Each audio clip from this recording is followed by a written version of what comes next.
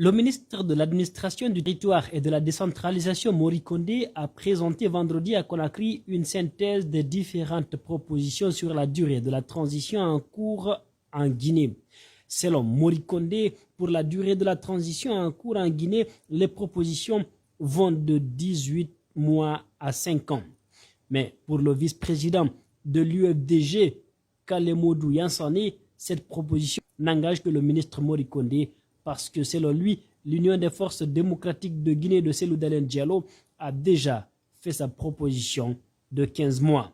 Il dit en ces termes qu'il propose une transition de 3 ans ou 5 ans, ça n'engage que lui.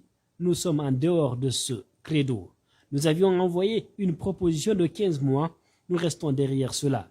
L'UFDG, depuis le 5 septembre 2021, on a soumis au gouvernement un délai raisonnable pour aller aux élections. Si ce gouvernement prend 2 ans, 3 ans, ça ne nous engage pas. On souhaite qu'il y ait la paix dans ce pays pour que la transition soit bien menée.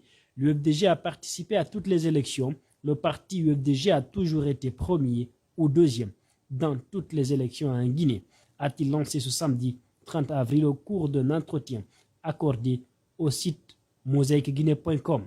Cette proposition de 18 mois à 5 ans fait suite à une synthèse d'une 50aine de propositions de partis politiques, d'organisations syndicales et de la société civile relatives au chronogramme de la transition pour un retour à l'ordre constitutionnel, à en croire le ministre Mori Kondé. Du côté de l'Union des forces républicaines UFR, Sékou Yaya Barry dit qu'ils sont dans le faux. Réagissant à cette actualité, Sékou Yaya Barry, secrétaire exécutif de l'UFR, estime que cette proposition ne relève que du faux.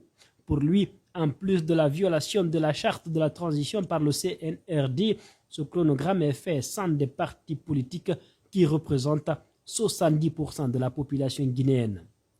Il dit, à première vue, on remarque que la charte est violée car celle-ci note que la durée de la transition est établie entre le CNRD et les forces vives de la nation.